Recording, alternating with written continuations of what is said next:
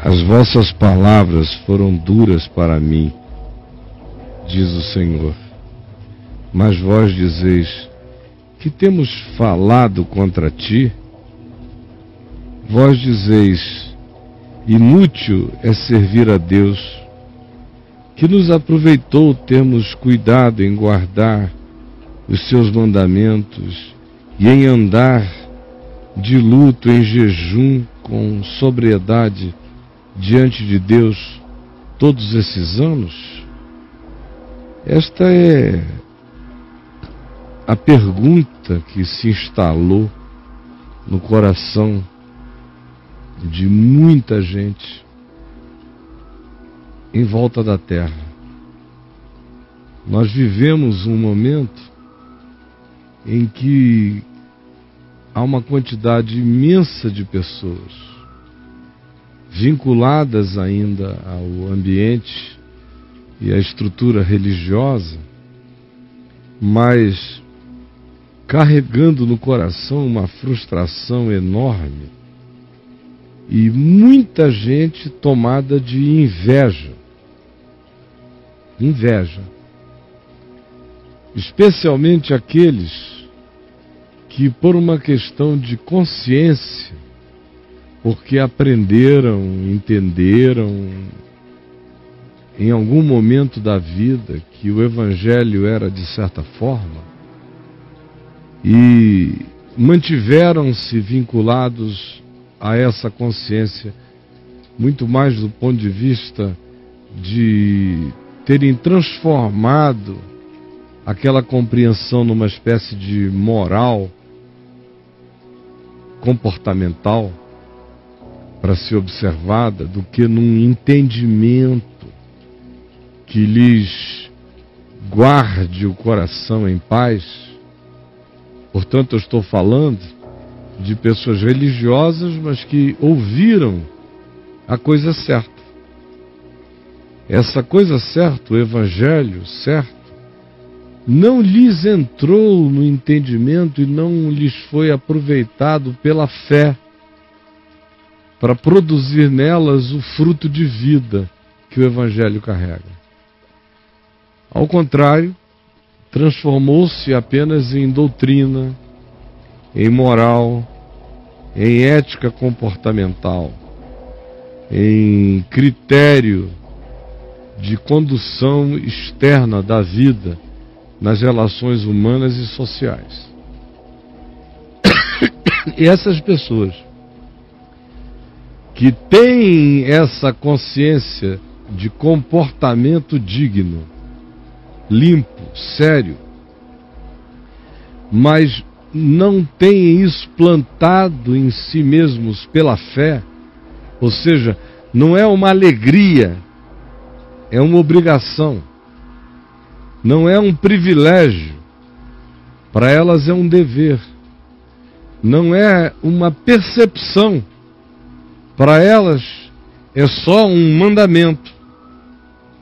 Então elas não provam jamais o bem do Evangelho, porque o bem do Evangelho só se manifestará naquele para quem o Evangelho não for uma obrigação, nenhum dever, nenhum peso de mandamento, mas um privilégio, uma alegria, um encontro, um prazer de ser em Deus. Quando ele é operado pela fé em espírito e em verdade, ele dá o fruto que ele promete dar. Quando ele é só uma doutrinação e vira moral, ética, comportamento e observâncias exteriores, ele não produz o fruto que ele produziria. Aí é quando esse conflito aqui, sobre o qual eu acabei de ler, se instala no coração das pessoas. Quando o pessoal começa a ficar amargurado e começa a desenvolver coisas contra Deus. Tem muita gente magoada com Deus, amargurada mesmo, zangada, com raiva, com ódio. Elas queriam ter a coragem da deserção em todos os níveis, inclusive se pudessem da deserção mental em relação a Deus. É que elas não conseguem esse exílio de todo. Então elas ficam e amarguradas. O coração delas está machucado, porque elas dizem: inútil é servir a Deus. Servir nessa perspectiva que eu falei, dos modos, dos costumes, das observâncias, dos compromissos exteriores, das obrigações. Elas olham e dizem: bom, eu faço e eu arreio essas obrigações, eu cumpro essas obrigações, eu faço tudo isso da exterioridade para Deus. Mas é inútil, não aproveita de nada, não tem nenhum benefício. Por quê?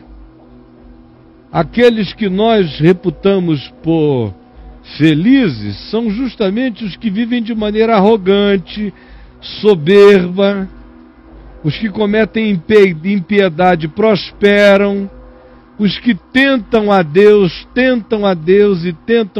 escapam. Por isso esse negócio de servir a Deus é inútil. Eu é que sou um miserável que não tenho coragem de chutar o balde e ir embora. Eu sei que você vive isto.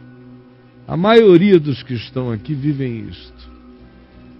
Tem gente que começa a me procurar aqui porque encontra uma maneira séria de dizer o Evangelho, embora o meu modo de conversar sobre ele seja tão livre quanto o assunto proponha. Mas o conteúdo é invariavelmente sério. E elas vêm porque elas se identificam com a sobriedade do ensino. Mas para elas ainda é só uma sobriedade de ensino. Não se transformou numa consciência que lhes tomou o coração, que lhes converteu a mente, o espírito, a atitude, a compreensão, e que se fez acompanhar de fé, para que o que apareça na vida seja fruto espontâneo de arrependimento, de alegria, de paz, de amor, de fidelidade, de bondade, de mansidão, de domínio próprio. Não é. É resultado de obrigação, de autoimposição, de morais adotadas, de éticas celebradas, mas são exterioridades adotadas que não entraram e não se transformaram em raiz da vida, não plantaram a árvore da vida para produzir o fruto da vida, o fruto do Espírito em nós. E aí você fica assim, com essa amargura imensa. Quanta gente que me assiste hoje aqui e diz: eu não tenho transgredido desde a minha mocidade. São os irmãos mais velhos do filho pródigo, que ficam até com inveja daquele que vem da terra distante, que despendeu os bens com meretrizes, que viveu a vida como bem entendeu existir, e depois volta, e o Pai misericordioso o perdoa e o acolhe, e provoca no coração desses que nunca foram a lugar nenhum e que esforçaram-se a vida inteira para não transgredir uma única ordem do Pai, mas fizeram isso por dever, obrigação, moral, autoimposição, e não por alegria, privilégio, prazer, e não como fruto bendito de ser. São esses que se amarguram e que ficam com raiva de Deus de um lado e não conseguem deixar o ambiente ou deixar a mensagem, e jamais conseguirão tirá-lo da consciência. Mas não o provam na vida e não o experimentam. Nunca nasceram de novo, essa é a verdade. Nunca foram tomados e nunca foram invadidos pela alegria da eternidade. Não lhes abriu no peito a fonte de água viva, que salta para a vida eterna. Não comeram do pão da vida, não provam a alegria de poder dizer: porque ele vive, eu também viverei. Não, eles aprenderam desde pequenininhos como é se comportar como um cristão, e eles tentam.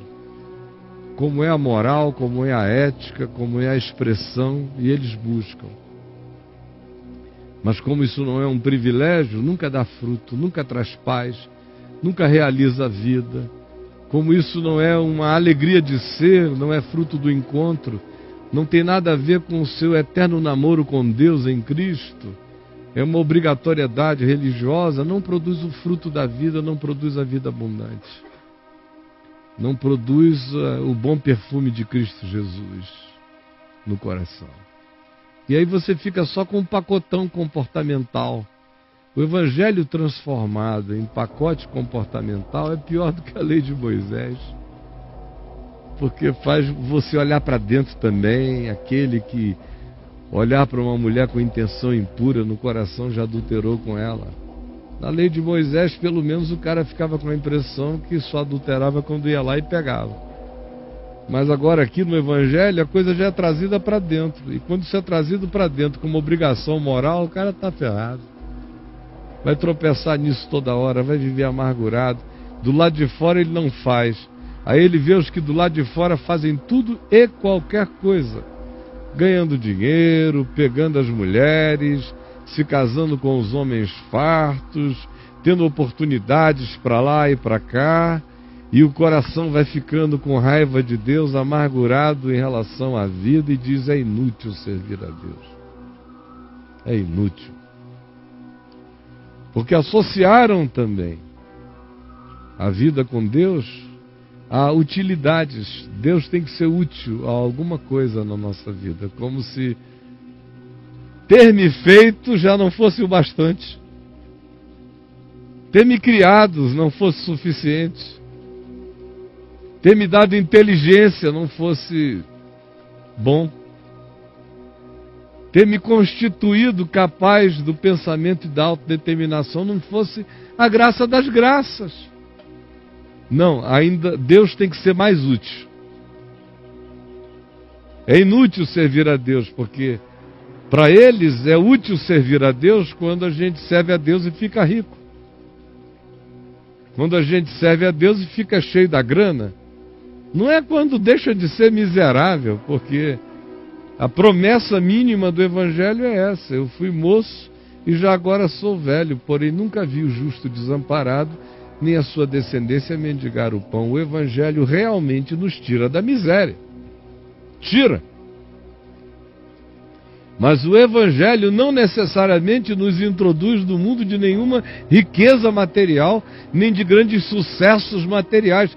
Isso já é ao lado da proposta do diabo: tudo isso eu te darei se prostrado me adorares.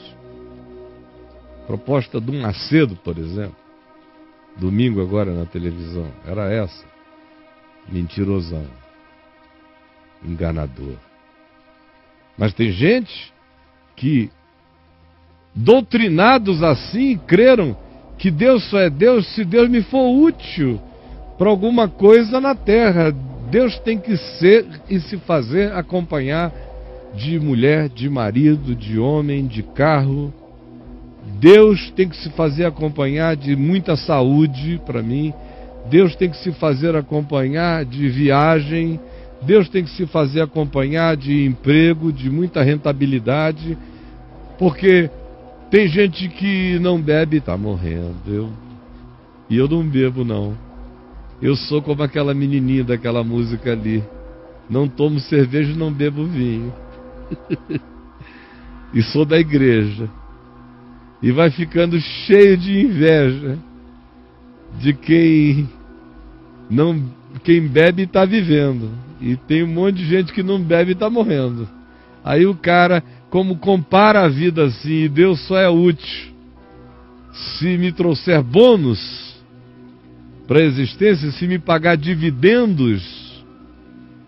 Então, quando isso não acontece, eu me amarguro com Deus e eu invejo desbragadamente todo perverso que esteja alcançando o que eu achava que deveria ser meu, e todo ímpio que esteja conquistando o que eu acho que deveria ter me sido dado, e todo e qualquer devasso e absolutamente promíscuo que esteja atingindo, apesar disso, coisas que eu desejaria ter alcançado.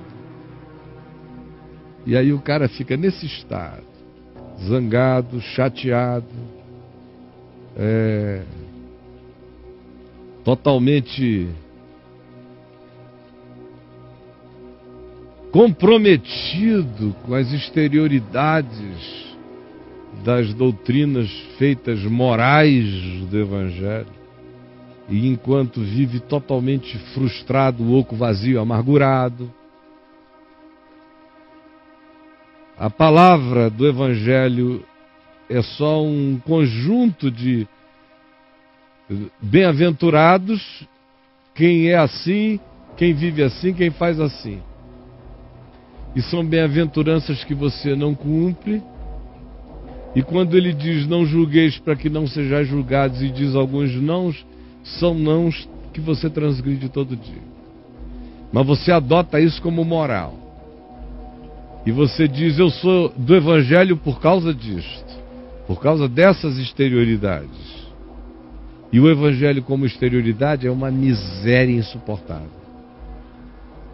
Aí você olha para o lado e vê o primo, vê a prima, vê pessoas em todas as direções fazendo coisas que você desejaria e não faz, supostamente por causa da moral do Evangelho. E o coração se amargura, adoece, se zanga com Deus, se zanga com a vida, até o dia em que você explode, e explodirá. Até o dia em que você explode e explodirá. Tem muita gente aqui conosco, zangada com Deus mesmo, dizendo em que Deus me é útil, como em Malaquias 3,13. Se os que se dão bem na vida, do ponto de vista do que seja auferir resultados, frequentemente são aqueles que não observam os seus mandamentos. Ora, aquele que observa esses mandamentos como observância externa vai ser profundamente infeliz. Primeiro porque o mandamento de Jesus é um só. E é amai-vos uns aos outros assim como eu vos amei. Em segundo lugar, porque se ele não se transformar no resultado do meu namoro com Deus, na minha paixão por Deus, ele será apenas a pior de todas as obrigações, inobservável e acachapante. E como o Evangelho, se de um lado ele não me deixa em nenhuma miséria, me arranca da miséria mesmo, mas de um outro lado ele não me garante tornar-me um rico material no planeta, e a maioria da nossa doutrinação, como eu tenho falado e só estou repetindo, porque só agora voltamos ao ar, eu estou fazendo uma pequena regressão, para você não ficar perdido no espaço, porque não alcançam isso e não servem a Deus com o coração espontâneo, a amargura lhes toma conta do coração para sempre.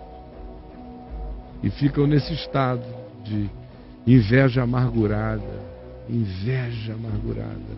irmãos mais velhos do filho pródigo, buscando a Deus e servindo a Deus, dizendo jamais transgredi uma ordem tua, pensando que o Evangelho são observações externas e morais.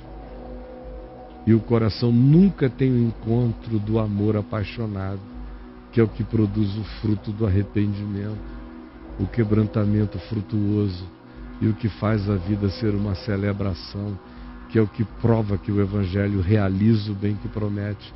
E esse bem e essa riqueza são tesouros para o coração. Mas a maioria vive e morre sem saber, sem provar, sem conhecer. Jesus, a maioria das pessoas só começou a me ver e ouvir agora, depois de todos esses problemas que tivemos. Mas eu sei que o teu Espírito está trabalhando no coração de quem quer que esteja aqui, como vai trabalhar nos corações dos que me verão depois, em outros horários, quando a repetição curar esse programa, melhorar, editar e tirar esses problemas técnicos todos dessa manhã, e tudo isso vai ser limpado Mas agora, para quem chegou, para quem conseguiu, depois de 1 hora de espera, sem conseguir sintonizar, chegou, entrou, não entendeu bem, clarifica o coração e a mente, faz um milagre de esclarecimento. Assim como tem gente chegando com suas próprias angústias, e que eles não tenham titubeio nem dúvida quanto a derramá-las e colocá-las aqui e agora. Por favor, faze aquilo que só tu fazes contra tudo aquilo que tentou impedir o que estava acontecendo aqui. Mas eu sei que o teu Espírito não precisa de muito tempo para realizar tudo aquilo que ele tem que fazer, iluminando o coração de alguém, de alguns ou de muitos, em volta da terra. É o que eu te peço que aconteça. Em nome de Jesus.